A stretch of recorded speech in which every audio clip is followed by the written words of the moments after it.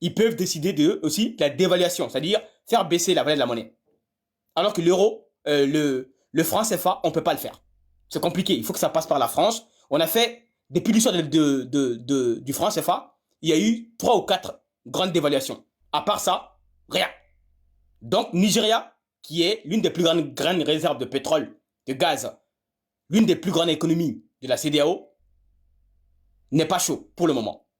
Donc, ça veut dire que on a vendu la peau de l'ours, alors que ceux qui doivent combattre l'ours ne sont pas encore unanimes. Ok? Donc, ça dit que ils ont acté quoi maintenant? Ils sont mis d'accord au cas par cas. On va commencer par les pays de l'UEMOA, parce que c'est eux qui ont déposé le brevet intellectuel. Et d'ailleurs, j'ai regardé les pays, les critères, 3% PIB, d'accord? Et ensuite, avoir 3 mois de taux de réserve, voilà, pour pouvoir faire l'importation pendant 3 mois. C'est-à-dire qu'il faut avoir beaucoup de taux de change. Et ensuite, il faut pas, alors, deuxième, troisième, et ensuite, l'inflation ne doit pas dépasser 5 à 10%. Donc, j'ai regardé, voici les pays qui vont pouvoir être prêts. Le Sénégal sera dedans.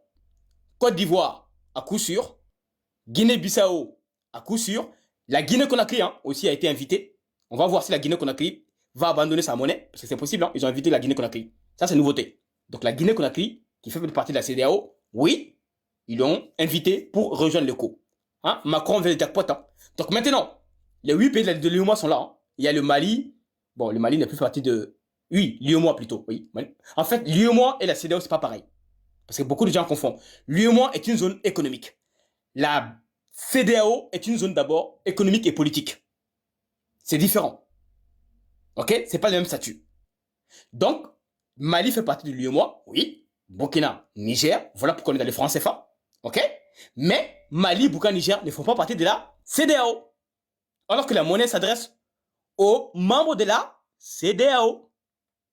Donc maintenant, pour que les 3 pays rentrent dans la CEDEAO pour compléter le tableau, c'est là où la mission devient une mission impossible. Ou bien peut-être, je ne sais pas quel argument ils vont donner au Mali, au Burkina, au Niger. Il ne faut jamais dire que c'est impossible. Dans une négociation, ne dis jamais que c'est impossible. Tout est possible. Les États ont des intérêts, ils n'ont pas d'amis. S'il y a l'intérêt du Mali, du Burkina, du Niger, qui suis-je pour dire ils ne vont jamais entrer? C'est possible. Je répète, c'est possible. S'ils voient leurs intérêts de rentrer avec les négociations, des avantages, c'est possible. Ok? Mais pour le moment, tout est à refaire. Donc, la démarche maintenant, comme l'écho, si tu enlèves les 3 pays, soit 10 millions d'habitants, Mali, Niger, Burkina Faso, il va rester qui? Bénin, petit pays, Togo, petit pays, Côte d'Ivoire, oui, pays, première économie de l'UEMOA, Sénégal, deuxième économie, mais quand tu prends Sénégal, Côte d'Ivoire, qui sont leurs premiers clients? Mali est le premier client du Sénégal, 800 milliards. Mali est le deuxième client de la Côte d'Ivoire, ou troisième. Bon, 2024 c'est le premier, 2023 le premier, mais ça a un peu modifié parce qu'Assimi Goïta passe maintenant beaucoup par les ports de Togo, de la Guinée et du Bénin. Résultat, Ouattara a perdu un peu d'argent. Donc, Mali n'est plus le premier. Sinon, Mali a été le premier pendant 3 années d'affilée. 2022, 23, 24. Vous pouvez aller vérifier les sources. Voilà. Je parle toujours des faits vérifiables. OK? Donc maintenant que le Mali utilise beaucoup le port d'Abidjan.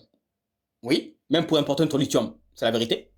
On utilise beaucoup le port de Dakar, dont on est aujourd'hui le premier client du Sénégal. On utilise le port de Togo avec les armes. Donc, hier soir, vous n'avez pas vu, avant-hier plutôt, les armes maliennes sont passées par où? Togo. Il y a des tarifs douanières préférentiels qu'on appelle de l'UEMOA. Voilà, les règles. Maintenant, tout est à changer.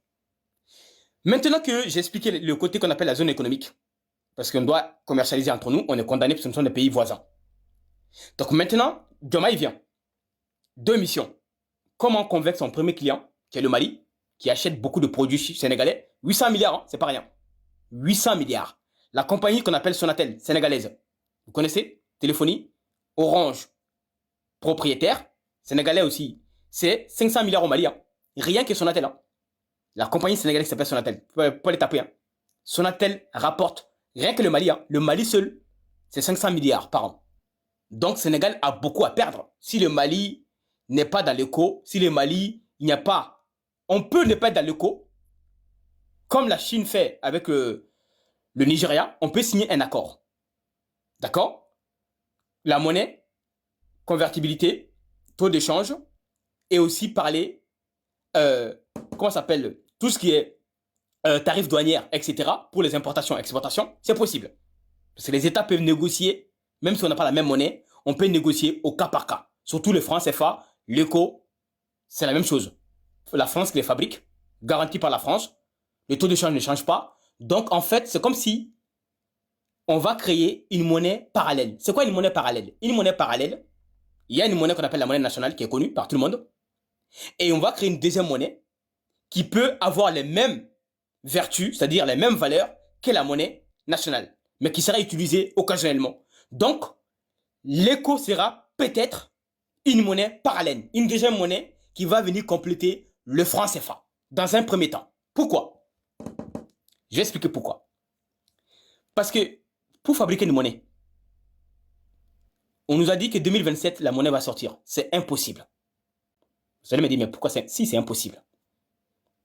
Parce qu'on est déjà au mois de fin juillet, donc décembre va arriver bientôt. On sera en 2027 bientôt. Donc comment vous allez nous expliquer en moins de 6 mois qu'on va créer une monnaie comme ça, sans discuter la banque centrale qui va créer la monnaie, d'accord, sans discuter réellement les statuts juridiques, l'impression de la monnaie, quelle taille de la monnaie, sans faire la sensibilisation, même s'ils ont déposé déjà le brevet, propriété intellectuelle, ça c'est fait, sans faire la démarche auprès des, ce qu'on appelle, j'ai oublié le terme, en fait,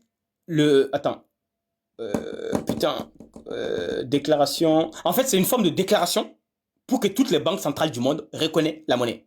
Il y a un terme, j'ai oublié, vous m'écrire dans les commentaires, j'ai oublié. Il y a un terme économique, peut-être ça va me revenir plus tard, d'accord? Donc ça, ceci, ce n'est pas encore fait. Et ensuite, les pays même qui vont participer, eux-mêmes ne sont pas sûrs qui va participer ou pas. À part la Côte d'Ivoire, ça c'est sûr, le Sénégal et d'autres pays. Mais les autres pays là, on a dit, on va continuer les négociations pour fixer les statuts. Pour quelle banque centrale, quel statut juridique, et avec le respect de tout ce qui est les règles. Inflation, PIB budgétaire, et aussi inflationnisme, etc. Alors que quand tu regardes les zones de l'UEMOA, je vais vous montrer un graphique rapidement. Alors, est-ce que je l'ai ici ou pas? Quand tu regardes la zone de l'UEMOA, voilà, voici un graphique que je vais vous montrer rapidement pour que vous compreniez. On nous a dit qu'on ne doit pas dépasser les déficits 3%. Quel est le seul pays qui respecte le déficit? C'est le Mali. Le pays qui est tout en bas. Regardez bien, Mali, tout en bas. Le Mali est le seul pays, même le FMI l'a reconnu, qui respecte les règles budgétaires de moins 3% de l'UEMOA. Le Sénégal est à 7%. La Côte d'Ivoire, voilà, à peu près, ils ont tous, en fait, personne ne respecte les règles. Donc, comment ces gens-là, ils vont ramener, eux-mêmes, ils vont régler leur déficit budgétaire pour respecter les règles de l'éco, alors que pour le moment, à part le Mali, personne ne respecte les règles. Vous pensez